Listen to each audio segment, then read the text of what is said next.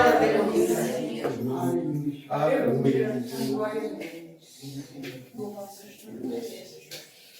Graças a Deus. Vamos seguir com a nossa escola bíblica de férias. E junto com a escola bíblica de férias, hoje a ceia do Senhor. Bem, queridos, vamos voltar então ao texto da semana passada para entendermos primeiro essa realidade. A realidade de que as Escrituras, ela é divina e é humana. 2 Pedro 1:21.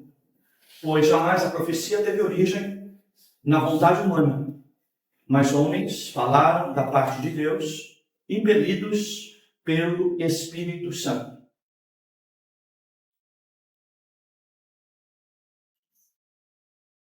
Bem, divina humana quer dizer assim, irmãos, ela é plenária e não parcial. Ou seja, toda a Escritura é inspirada. E por conta disso, toda a Escritura é inerrante, sem erros.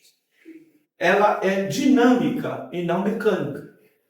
Ela não é um ditado que Deus deu aos escritores, mas há uma cooperação entre Deus e os homens. 3. Ela é verbal e não apenas conceitual.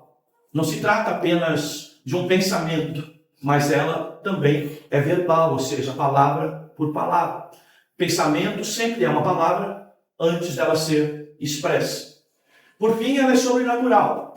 É por meio dela que Deus gera os seus filhos. Precisamos, acima de tudo, irmãos, entender essa realidade. Que o sermão bíblico deve ser produzido assim. Primeiro, se lê o texto. Segundo, se explica o texto. Terceiro, aplica o texto. Aplicar o texto, irmãos, é trazer o texto para a realidade de hoje, tá? Sem perder o sentido original dele, mas é trazer para a realidade de hoje, aplicação para a vida prática, porque senão a palavra ela fica infrutífera para aplicação no nosso dia a dia. Bem, na semana passada nós trabalhamos em destaque esses textos aí, principalmente trabalhando o aspecto de analogia. Pegamos Mateus 8, 23 a 27 e comparamos com Marcos 4, 35 a 41 e com Lucas 8, 22 a 25. Todos os textos em 3 livros distintos, chamados de evangelhos sinóticos, ok? Eles são paralelos, são o mesmo texto descrito, particularmente pela a ideia e o olhar de cada um dos escritores, para nós entendermos o que é a interpretação divina e humana. Depois, Mateus 14, verso 22 a 33, com Marcos 6, 45 e 52, e João 6, 16 a 21. Também aplicamos esses mesmos textos na mesma ideia. Textos paralelos, textos semelhantes, escritos por pessoas diferentes, tá? Mas a mesma situação, o mesmo fato, a mesma história, porém, cada um deles mostrando um pouco do olhar do escritor, da ênfase humana desse escritor sobre o texto, mas preservando o principal, que é a palavra de Deus e que é o sentido do próprio texto. Hoje, irmãos, nós vamos aproveitar o mesmo texto da semana passada, por uma questão até, óbvio, de objetividade. Nós vamos aplicar os desafios no trajeto da salvação. Os desafios no trajeto da salvação. Bem, queridos, na mensagem anterior, nós destacamos princípios bíblicos ligados à fé. Em especial, destacamos a qualidade da fé bíblica. E a qualidade da fé bíblica é a perseverança. Devemos lembrar bastante disso da semana passada. Também destacamos que a fé bíblica, para ser perseverante, ela não está condicionada às circunstâncias, aquilo que é volátil, aquilo que muda, mas ela está fundamentada na pessoa de Deus, na pessoa de Cristo, que não muda, que é imutável. Também trabalhamos a ideia da fé, da qualidade de fé, na pessoa de Deus que é soberano e eu conhecendo a soberania de Deus sobre todas as coisas, eu vou então manifestar a fé perseverante. Então veja, a fé não está na circunstância, a fé está em Deus. Ela é perseverante, porque Deus que não muda, a minha fé persevera num Deus que não muda. Deus é soberano, a minha fé persevera num Deus que é superior a todas as coisas, então pode todas as coisas. Foi isso que aprendemos na semana passada com esses textos. Mas, queridos, hoje eu quero trabalhar um pouco o aspecto espiritual dessa palavra, em termos de aplicação. Tá? Nós já interpretamos o texto.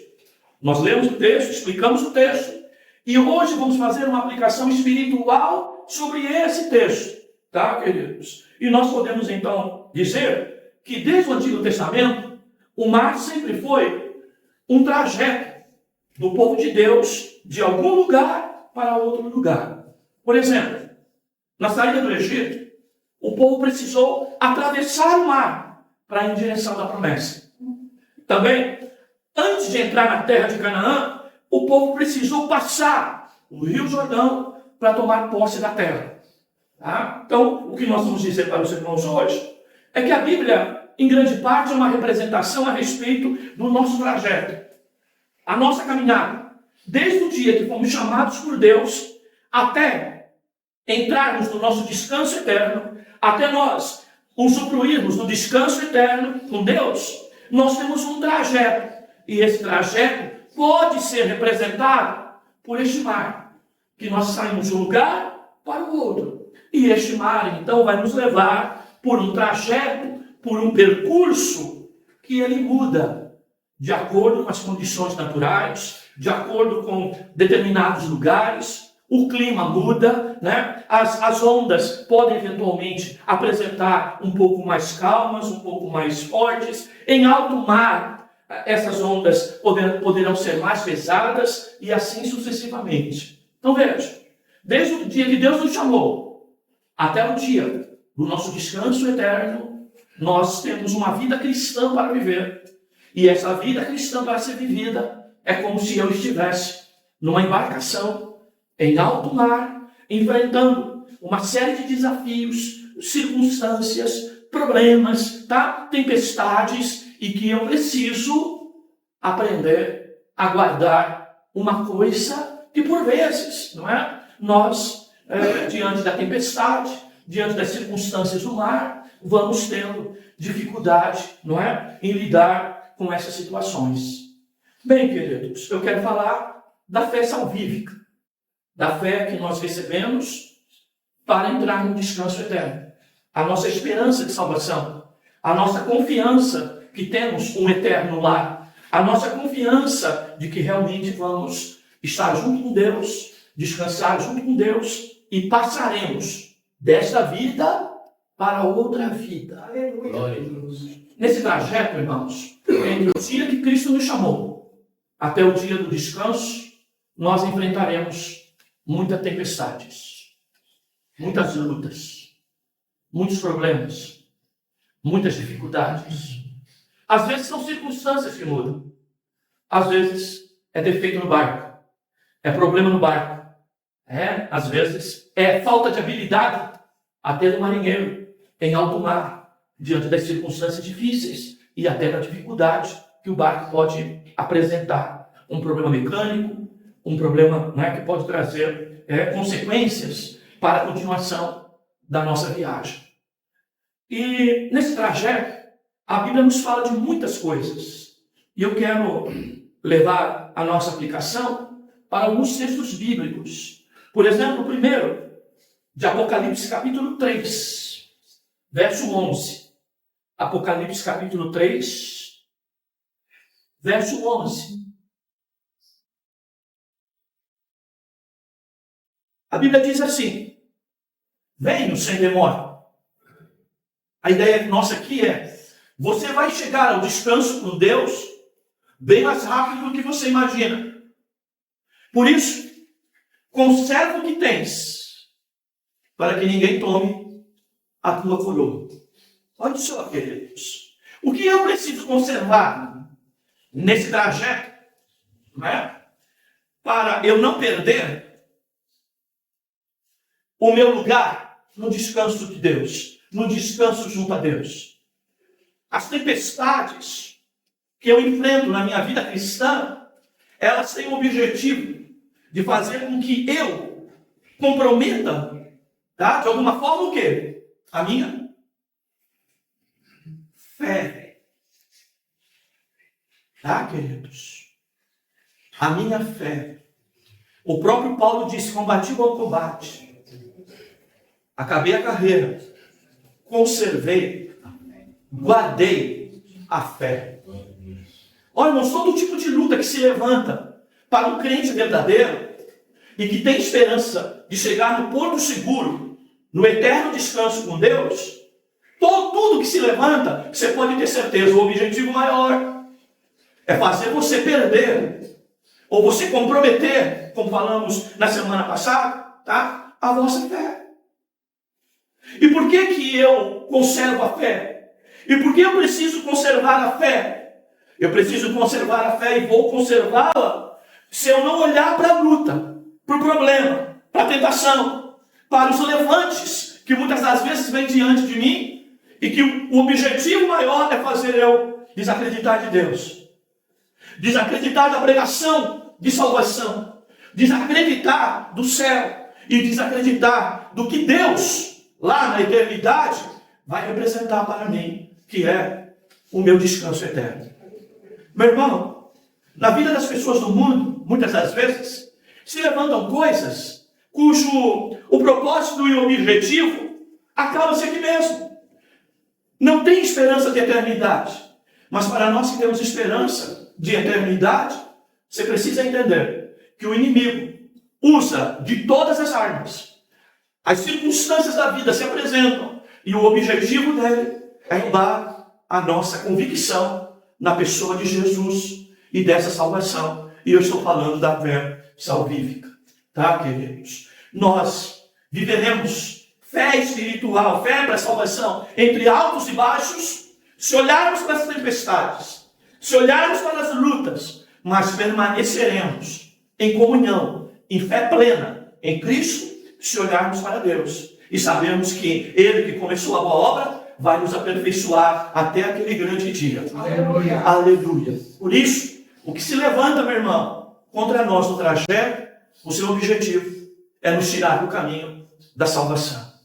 Tá? Às vezes surge algo e você vai ver que no primeiro momento parece que não atingiu a tua esperança de salvação, mas com o tempo você vai observando esfriamento e você precisa entender, tá? De que você é um ser nascido em Cristo. E o propósito maior da tua vida é Deus. E estar com Ele para sempre.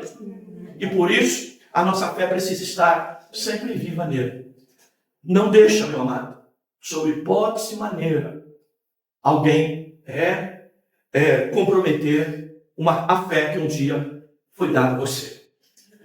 Segundo lugar, as Sagradas Letras falam de uma coisa muito séria que há de acontecer nos últimos dias e que pode ser a razão, às vezes, de nós não conservarmos a fé e comprometermos a eternidade. A Bíblia fala em Mateus 24, 12 sobre o esfriamento do amor. Mateus 24, verso 12. Olha só o texto, queridos. E por se multiplicar a maldade, o amor de muito se esfriará. Olha só, queridos. Observe o texto. Nós estamos vivendo tempos assim, queridos, que o verdadeiro amor, ele está se esfriando. Mas, pastor, mas hoje não existe amor? Existe. Mas a Bíblia diz que nos últimos tempos, o amor, inclusive dos cristãos, será voltado para si mesmo, para os seus benefícios, para a sua própria satisfação, para o seu próprio prazer. A Bíblia diz que nos últimos dias haverão amantes de si mesmo. E o convite bíblico é sempre amar a Deus e amar o próximo. Amar a Deus e amar o próximo. E para amar a Deus e amar o próximo, a gente precisa às vezes rejeitar desejos, vontades, rejeitar a nós mesmos, abrir mão de nós mesmos para poder amar o outro e amar a Deus. Esse amor está se esfriando. O amor que pensa só em mim, só no eu, na minha satisfação, esse cada dia mais aumenta. Mas, por amor a Deus, nós hoje em dia não queremos renunciar mais. Não queremos levar mais a nossa cruz. Por amar menos os irmãos, a gente se isola. A gente não suporta, não tolera a fraqueza, a dificuldade, o jeito do irmão. E por amor a nós mesmos, nós nos fechamos numa como proteção e esquecemos totalmente das coisas de Deus. Por falta de amor a Deus, as coisas de Deus, nós temos em primeiro lugar sempre eu e eu. E tudo isso vai transformando todos nós em pessoas isoladas. Que não estendemos a mão para ninguém, mas também percebemos que as pessoas também não estendem mais a mão para nós. Todos nós começamos a viver isso. E é desse amor que a Bíblia está falando.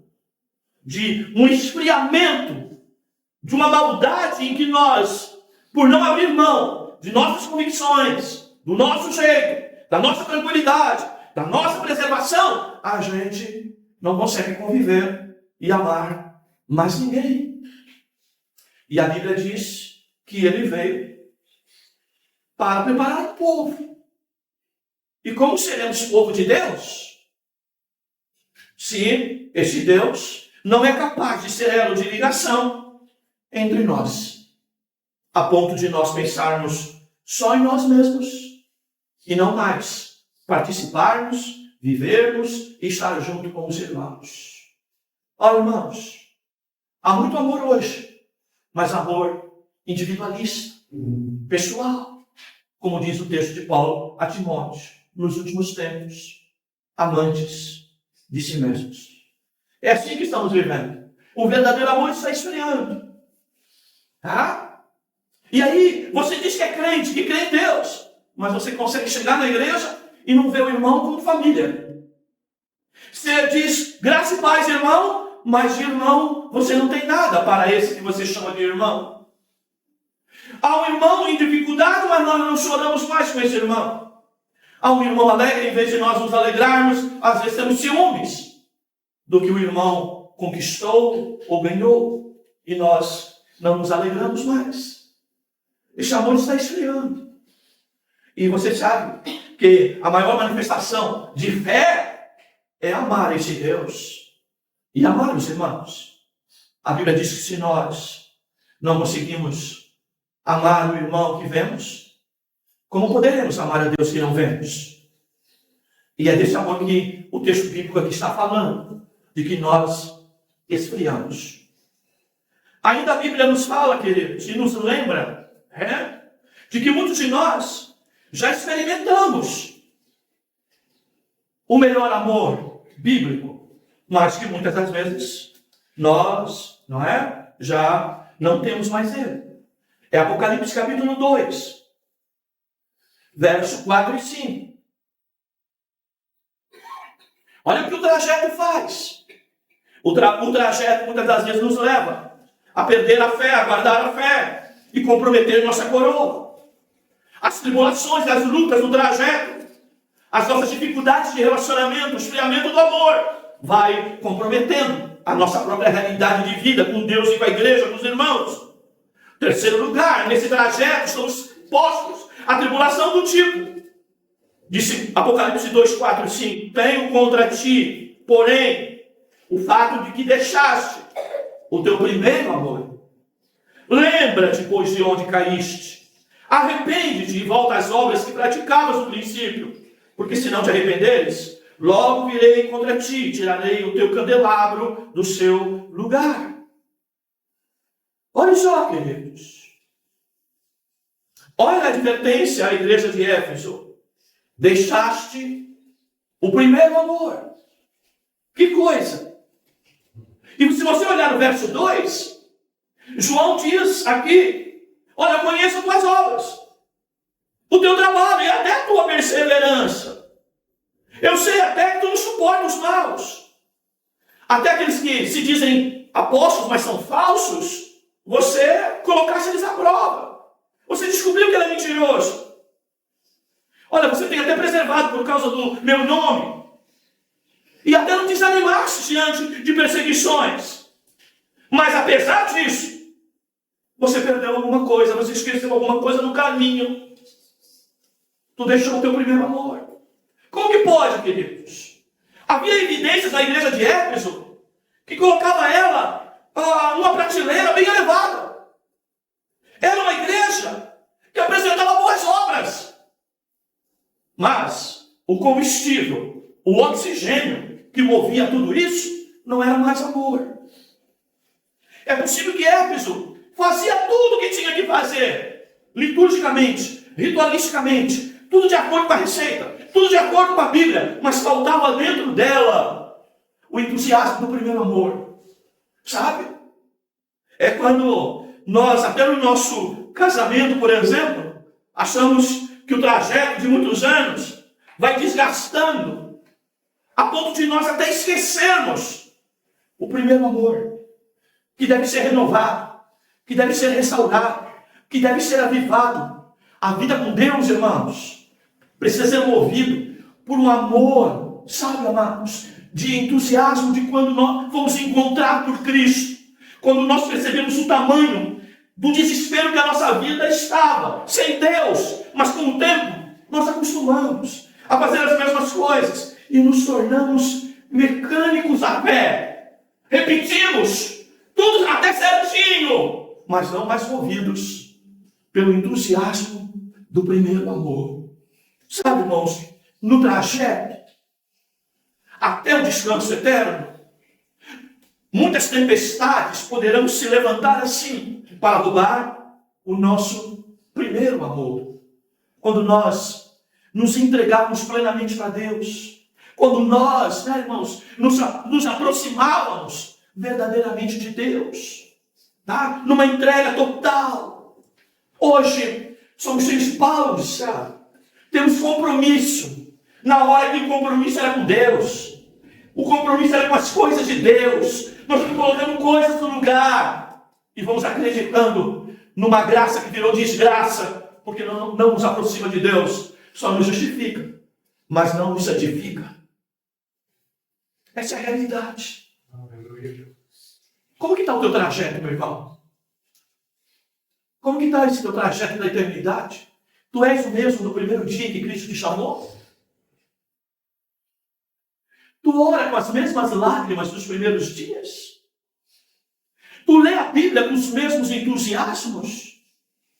Ou você faz isso apenas por um mecanicismo produzido pela repetição? Quantos de nós estamos vivendo, amados, uma vida com Deus artificial? Nós cantamos um hino que é sério. Toda vez que se canta esse hino aqui, eu peço misericórdia. Amo o Senhor Jesus. Amo o Senhor. Quem sabe como Jesus chamou o povo de Israel? Esse povo me adora com os lábios, mas o seu coração está longe de mim. Perigo nesse trajeto, a tempestade do mecanicismo. Tá, irmãos? Acreditamos que já podemos fazer. Não sei se você sabe, mas o barco, todos eles, eu sei de baleeira, né, como se chamava muito. Você então punha a bússola na direção do norte, no lugar que você queria chegar, tá? E tinha ali, tá, no leme, um pedaço de corda de lá, outro pedaço de corda de cá. Você encaixava essa corda que tinha uma espécie, né, de uma argolazinha no leme aqui, do lado pegava e colocava no leme de cá, e ali podia bater o vento, a tempestade que fosse, o barco seguia sempre naquela direção, porque aquelas cordas seguravam o leme numa única direção. Quantos de nós na vida espiritual vamos vivendo isso? Saímos, sabe, da nossa responsabilidade, comprometimento com as coisas de Deus, e pegamos a cordinha do mecanicismo, tá? de segurar o leme para ele não mexer. E a gente segue indo. E estamos dizendo, estamos indo para a eternidade. Mas, mecanicamente,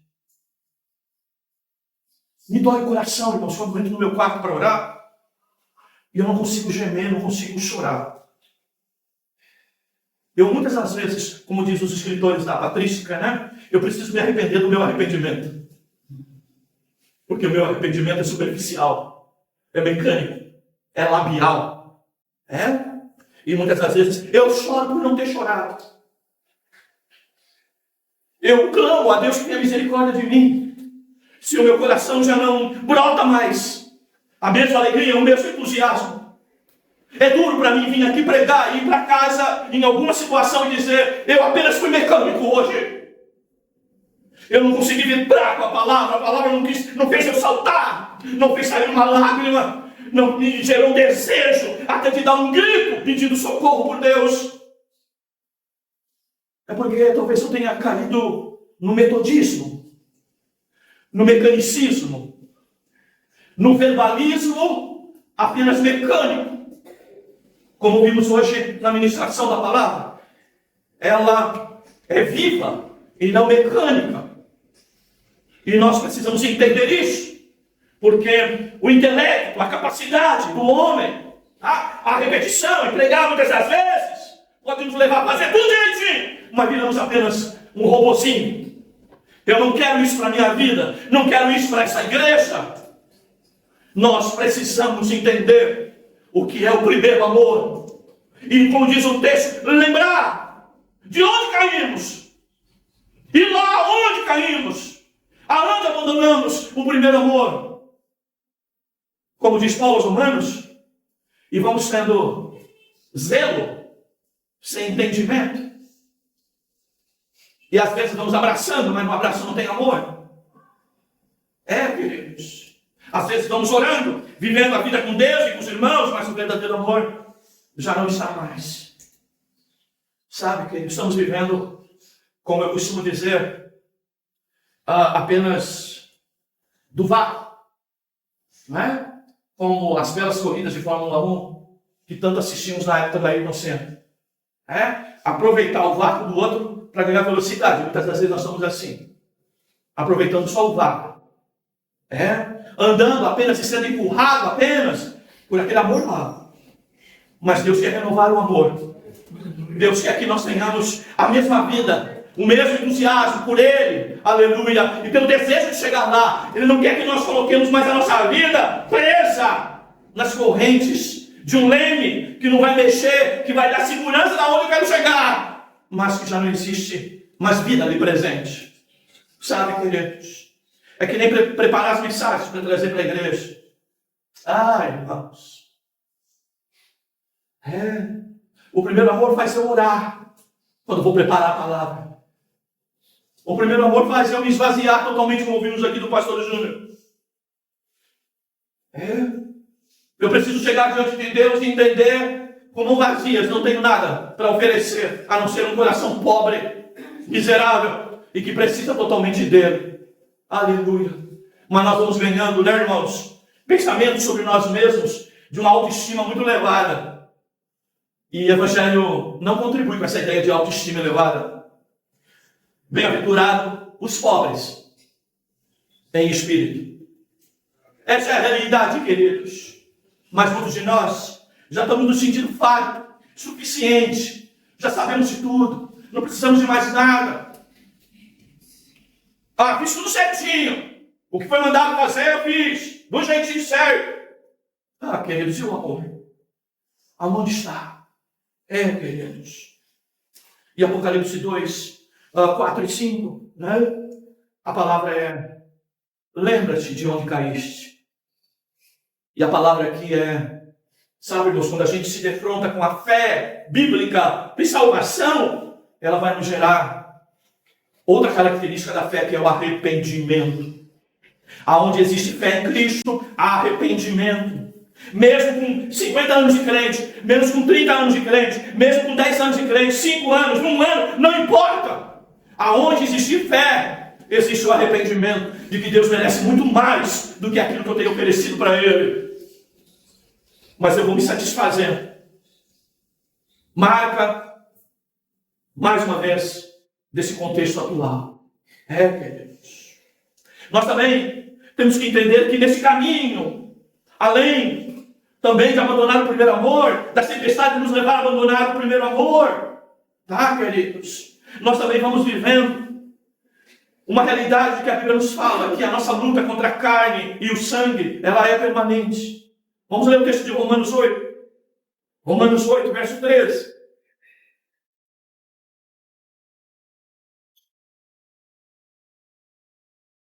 Porque se viverdes segundo a carne, morrereis, mas se pelo Espírito mortificardes as práticas do corpo, da carne, então vivereis. Olha só, queridos. Se viver segundo a carne, morrereis. Isso é uma verdade. Mas aqueles que estão com o Espírito de Deus, aqueles que têm o Espírito de Deus na sua vida, o que vai acontecer com ele? Ele vai precisar o quê? Mortificar as práticas do corpo, os desejos da carne. Aí então você vive. Quem está no Espírito, o que faz? Mortifica. Mata. Isso quer dizer, matar vontade, desejo, aptidões. Sabe? E quantas vezes nós estamos com apetite para o pecado, mas não apetite para as coisas de Deus. Mas aquele que tem o Espírito de Deus precisa o quê? Matar a vontade da carne, a vontade do pecado. E durante o nosso trajeto até o descanso eterno, essa é uma guerra, essa é uma luta, essa é uma tempestade, essa é uma tribulação que o nosso paizinho vai ter que atravessar. Meus irmãos, ainda Colossenses 3:5, na mesma direção.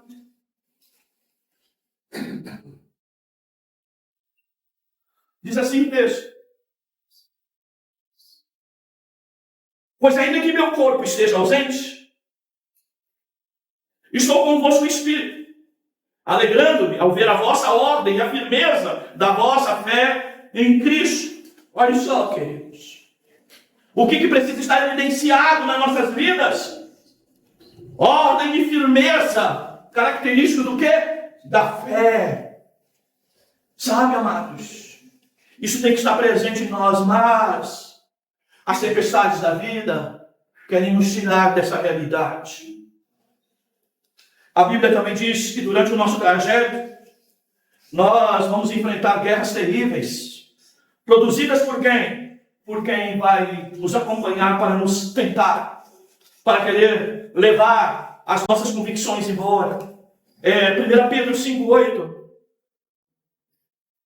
Nesse trajeto, irmãos, nós não podemos, de maneira nenhuma, ficar desatento a isso. 1 Pedro 5:8. Tendes bom senso e estais atentos. O diabo, vosso adversário, anda em redor, rugindo como leão, que procura a quem possa devorar. Nós não podemos esquecer dessa realidade. Tu és servo de Deus, meu irmão. Você está no caminho, num trajeto para o céu, num trajeto para o descanso com Deus, para estar junto com Deus eternamente. Essa é a nossa coroa, esse é o nosso galardão, essa é a nossa esperança. Mas não ignore essa realidade. Tenha bom senso, esteja atento, que o diabo é vosso adversário. E ele está andando em derredor. Sabe o que significa isso, irmãos? É procurando uma brecha. É procurando uma possibilidade. É vigiando. Indo e voltando, vigiando. Para que no momento nosso de fraqueza, ele possa nos devorar. Sabe, queridos? E diz a Bíblia que ele faz isso rugindo como leão. E nós, muitas das vezes, irmãos, estamos desatentos a essa realidade. Olha, irmãos, o diabo é especialista em criar, sabe o quê? Distração. É na hora que você quer orar, ele vai trazer alguma coisa para te distrair, tirar a atenção. É a hora que você está ouvindo a palavra que ele vai te distrair. Eu lembro, e nós estamos tendo as crianças conosco aqui, né?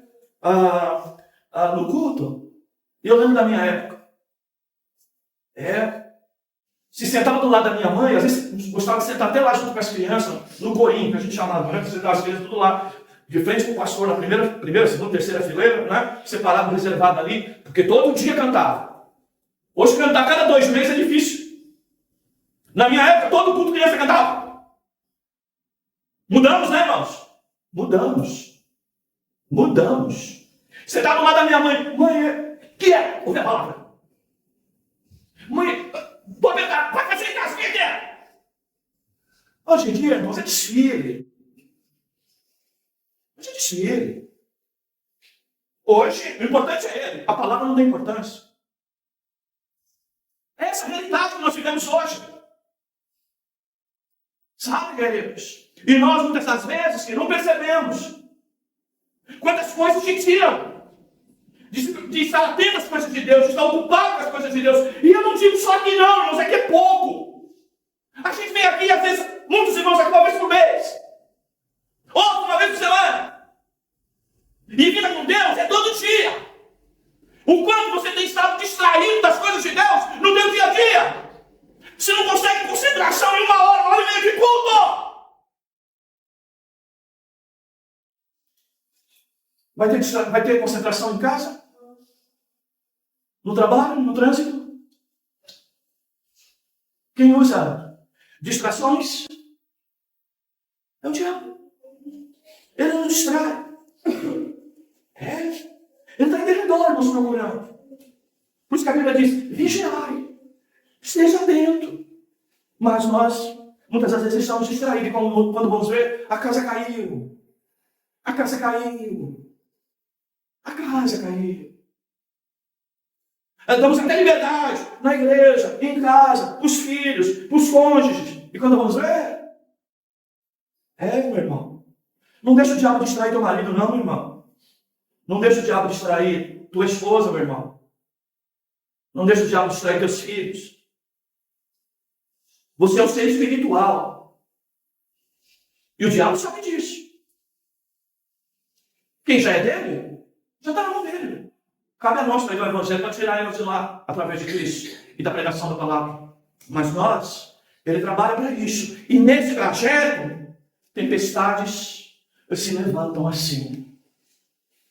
Hoje o diabo usa até o púlpito, trazendo palavras bonitas, floridas, que nos fazem bem, que nos dá algum consolo, alguma satisfação, algum prazer. E a Bíblia fala que a profecia produz consolo, sim. Mas não pode ser só consolo. Tem que ser advertido, tem que ser corrigido. Mas muitas das vezes nós vamos nos distraindo. E eu deixei essa por último, irmãos. Agora, porque eu chorei muito com essa palavra aqui, nesse ponto aqui, quando Deus me lembrou desse texto, eu chorei muito. Porque muitas das vezes o mundo, né, irmãos, quer nos seduzir, quer nos encantar. E aquela palavra que Paulo fala aos Gálatas, não é? É mais ou menos isso. Até quando estareis enfeitiçados, que algumas traduções vão dizer fascinados. A melhor palavra do original é quando estareis enfeitiçados. Sabe? E 1 João, capítulo 2, verso 15 a 17. E aqui vem, irmãos, um alerta especial para os nossos jovens. Não estou falando de solteiro, não. Estou falando de jovem na fé. Estou falando de jovem na idade, independente de ser casado. Tá, queridos? Mas todos nós. Olha só. Não ameis o mundo, nem o que nele há. Se alguém ama o mundo, o amor do Pai não está nele. Porque tudo que há no mundo, o desejo da carne, o desejo dos olhos, o orgulho dos bens, não vem do Pai, mas sim do mundo. E o mundo passa. Ele não está falando de final do mundo aqui, não. Ele está falando que o modelo do mundo, que parece lindo e maravilhoso para você hoje, e que te encanta, isso vai mudar. Amanhã o desenho é outro. O objeto de cobiça é outro. É isso que ele está falando. O mundo passa. Até esse meu desejo hoje vai passar. Amanhã vai ser substituído por outra coisa. Mas o amor de Deus, esse é eterno. Esse não passa. Esse é o mesmo ontem, hoje, eternamente.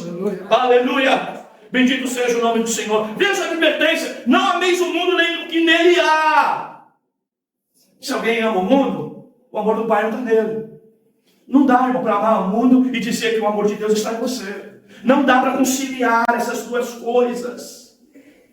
Ou o amor do Pai está em você, e seus olhos é para Deus, e para o exercício do amor fraternal, com o próximo, ou então, você não é de Deus.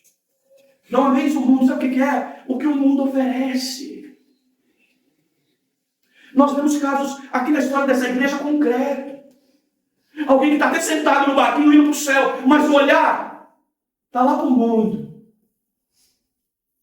Mulher de Ló, olhando lá para Sodoma e Gomorra, o coração está lá, ficou lá. O desejo está lá. Está no barco indo para cá, mas o desejo era voltar para o mundão. Aquilo lá que me atrai. Estou fascinado por aquilo. E dentro da igreja, às vezes nós somos assim. E a advertência de Deus para nós essa manhã, queridos. Cuidado, queridos. Cuidado. Imagine só, eu vendo essa cena, não é? Quando meu pai explicou isso lá na barreira dele, né? Na época eu era menininho ainda, né? Eu fico pensando assim, meu Deus. Já pensou? Eu estou lá no leme do barquinho indo para o céu. Eu ponho o automático lá para segurar e vou andar pelo barco olhando o mundo que está lá fora. Aqui está indo certo, mas eu estou olhando. Aonde está teu coração, ali está teu tesouro. Se o teu coração está no mundo, o teu tesouro está ali.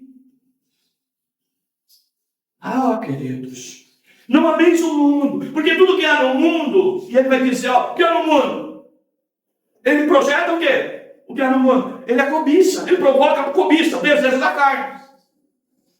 Ou o que está no mundo, ele te fascina, te seduz, e você acaba despertando desejo pelos olhos. E depois, até certo orgulho.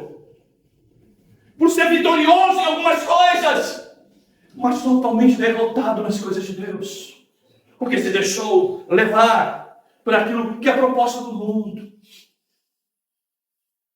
Como que está a tua vida espiritual, meu irmão? Sabe o que é vida espiritual, meu irmão?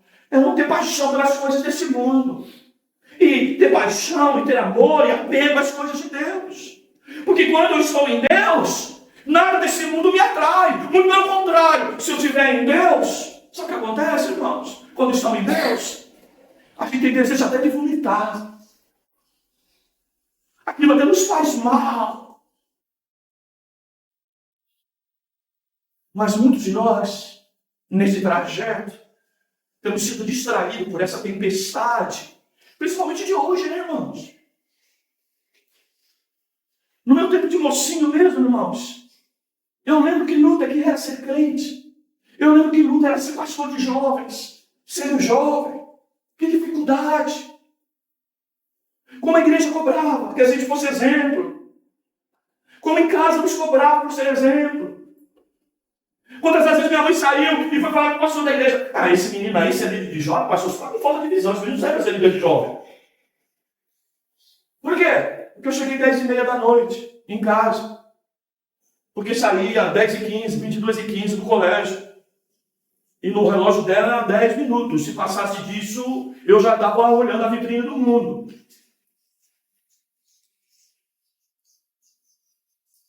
Aí o pastor chamava ela no particular, não chamava ela na frente, não.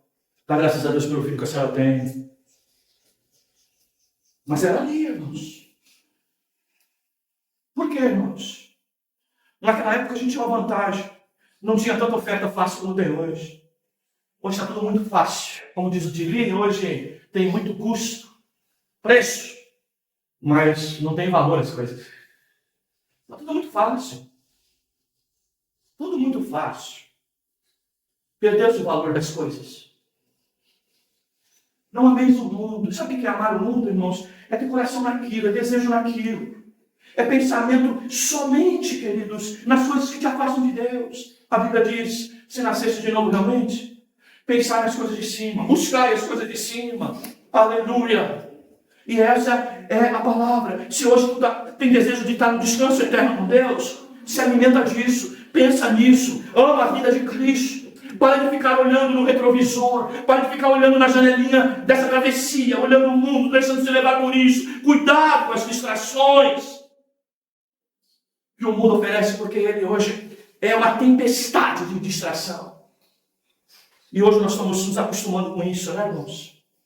Está aí a própria navegação na internet. Tudo muito rápido, tudo muito rápido, tudo muito rápido, tudo muito rápido. E quando a gente vai ver, não é? Estamos, como falamos nessa segunda-feira aqui, o trabalho de Deus é de longo prazo, é demorado, é devagar. E quantas das vezes a gente acha que isso é até na pressa. A pressa que nos distrai daquilo que exige tempo, aquilo que é moroso.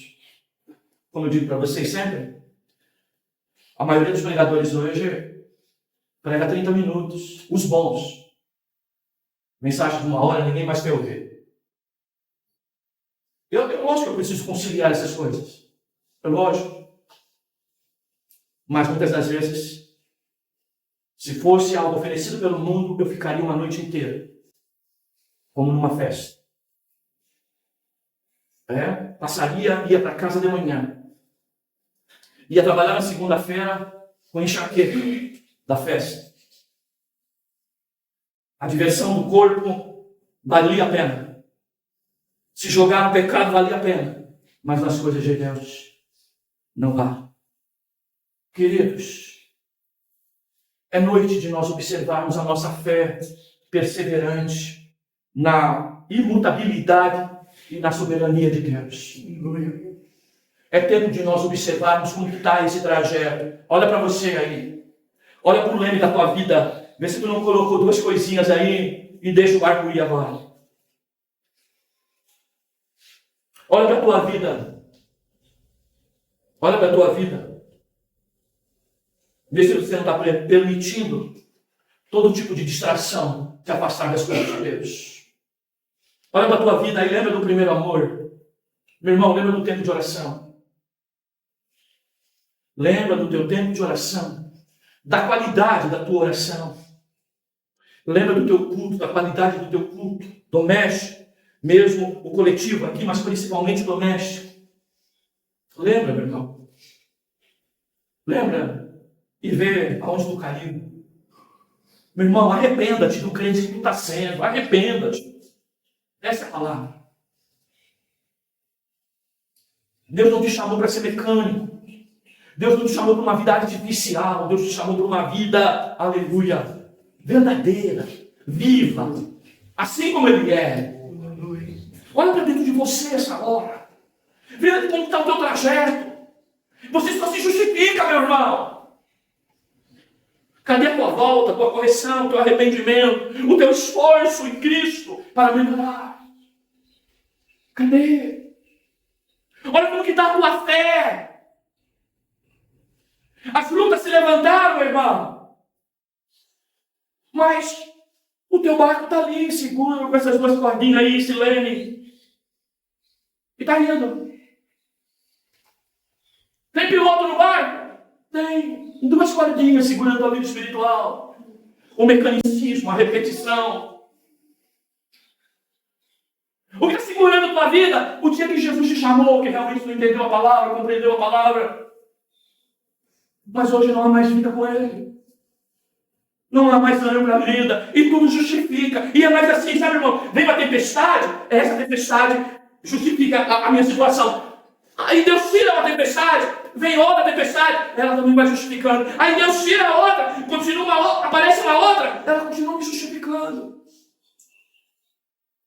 E eu vou continuando sempre nessa situação. Fé perseverante. Amor igual ao primeiro. Vida abundante. Mesmo nesse caos de tempestade produzida pelo mundo de hoje, pela própria igreja de hoje, pelo evangelho de hoje, nós precisamos voltar às origens. e sermos crentes de verdade. Que Deus te ajude. Que Deus me ajude. Me ajude, irmãos. Me ajude. A permanecer. Não apenas nele, mas ter ânimo. Mesmo para aqueles que se perdem, ou que estão meio perdidos dentro da própria igreja, eu tenho ânimo para pregar palavras como pregamos neste lugar. De conserto, de atenção, de cuidado, de vida e não de mecanicismo. Que Deus produza em nós, queridos, e mantenha a nossa chama de entusiasmo viva. Como diz o próprio Jeremias, para pregar às vezes para ouvidos surdos. Que Deus nos guarde, que nós continuemos pregando, mesmo quando há evidência do tempo de Jeremias, em que ele pregava para ouvidos surdos. E no final só nos resta o quê? Escrever um livro de lamentações de Jeremias. Bem, queridos, Deus nos ajude e nos abençoe, em nome de Jesus. Vamos partir para a ceia do Senhor. 1 Coríntios 11, verso 23. Irmãos, deixa eu lavar a mão depois que eu orar, por favor. Não sai correndo para fazer o mecânico, por favor. Baixa a cabeça, vamos orar todos juntos. Depois você levanta, a gente espera direitinho, você vai lavar as mãos. Tá? Primeiro espiritual, queridos. Pois recebi do Senhor o que também vos entreguei, o Senhor Jesus, na noite que foi traído, tomou o pão. Depois de ter dado graças, partiu e disse: isso é meu corpo que é dado por vós, fazer isso em memória de mim. Do mesmo modo, depois de comer, tomou o cálice, dizendo: este cálice é a nova aliança do meu sangue, fazer isso todas as vezes que o beberdes em memória de mim. Porque todas as vezes que comerdes deste pão e beberdes do cálice, proclamais a morte do Senhor, até que ele venha. Amém. Baixa a cabeça, querido. Você ouviu a palavra? Coloca ela como espelho na tua vida agora. Que o Espírito Santo te dê a visão real de como está a tua vida espiritual nessa hora. Vê aí. A palavra é como espelho. Se olha para ele. Fala com Deus.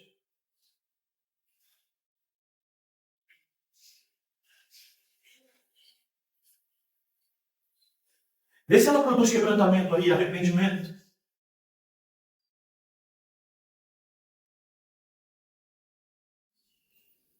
Lembra da vitrininha do mundo aí? Dos apetites.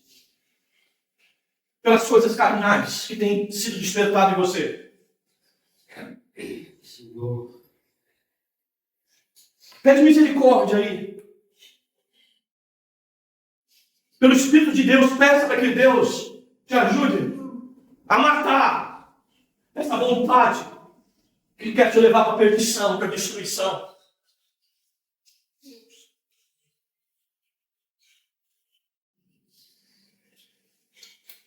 Pede para que Deus te dê visão espiritual, para você ver quanto o inimigo tem lutado para te distrair, para te tirar do evangelho verdadeiro. Olha para você e vê quanto você tem sido mecânico nas coisas de Deus. Batido apenas o cartão. Lembra quanto tempo você já não chora mais? Não se quebranta mais aos pés de Deus?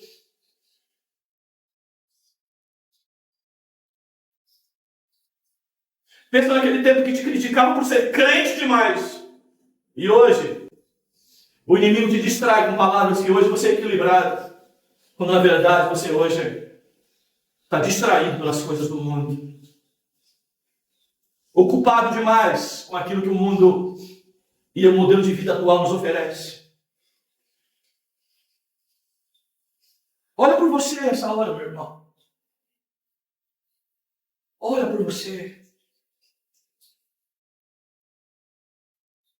Ó Deus eterno, vamos sentar nesta mesa em que trazemos a memória a morte de teu filho amado. Cristo morreu para nos dar vida, e vida com abundância. E quantas das vezes nossa vida espiritual é raquítica, é doente, é enferma, só quer dormir, espiritualmente falando. Senhor, tem misericórdia de nós. Desperta-nos, desperta-nos, acorda-nos do sono espiritual. Tem misericórdia de nós, porque os discípulos no meio da tempestade, pelo menos estavam acordados, mas muitos dormem, como Jonas, em plena tempestade. Oh Deus, tem misericórdia de nós, que não conseguimos clamar nem quando o barco está afundando, nem quando a casa está caindo. Mas nos ajuda, Senhor, a voltarmos aos teus pés, a dependermos de Ti, a sabermos que a Tua soberania está sob o controle de todas as coisas. Senhor, sustenta a nossa fé, ajuda-nos a preservar, Senhor, a fé em Ti, apesar, Senhor, das circunstâncias. Deus Santo, Deus amado, abençoa a Tua igreja, abençoa essa mesa. Ó Senhor, Pai Santo, Pai amado, abençoa cada um dos Teus servos que vão participar. E que este dia seja marcado, Senhor, por um dia, ó Senhor, de um grande despertamento e avivamento interno, íntimo, Senhor. Pai Santo, Pai amado, produz isso na Tua igreja. É a nossa oração. Em nome de Jesus. Em nome de Jesus. Amém. Amém. Graças a Deus. Estenda a tua mão. Que o amor de Deus, a graça de nosso Senhor Jesus Cristo, as doces consolações do Espírito Santo estejam na vida de todos, não só hoje, mas para todos sempre. Que todos confirmem dizendo amém. Bom domingo, boa semana a todos, em nome de Jesus.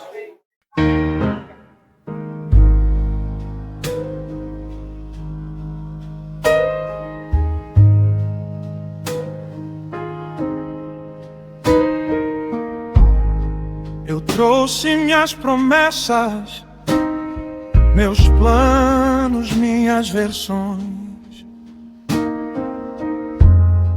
Tentei subir sozinho, tropeçando em minhas razões.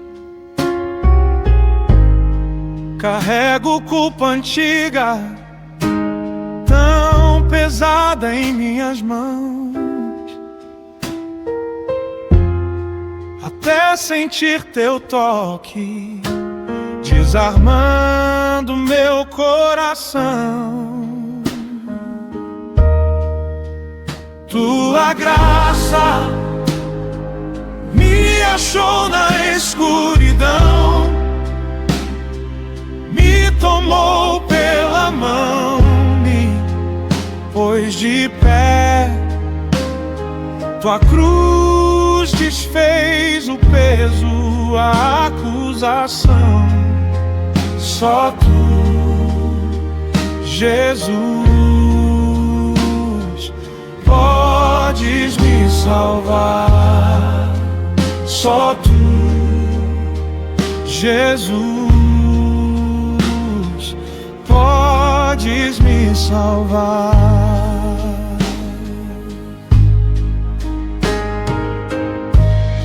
Não há medalha humana que compre o teu perdão. Minhas obras são trapos diante da perfeição, mas o teu sangue clama mais alto que a minha dor. E o Espírito me mostra quem eu sou em teu amor. Tua graça me achou na escuridão, me tomou pela mão, me pôs de pé. Tua cruz desfez o peso, a acusação. Só tu, Jesus, podes me salvar.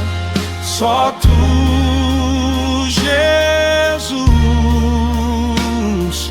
podes me salvar. Quando falha a minha força e eu não sei mais orar, Ele geme em meu silêncio e me ajuda a confiar. Se a lei me pede tudo e eu não posso entregar, tua obra está completa, nada há pra acrescentar. Tua graça me achou na escuridão, me tomou pela mão, me pôs de pé. Tua cruz desfez o peso, a acusação. Só tu, Jesus, podes me salvar. Só tu, Jesus, podes me salvar. Só tu, Jesus, podes me salvar.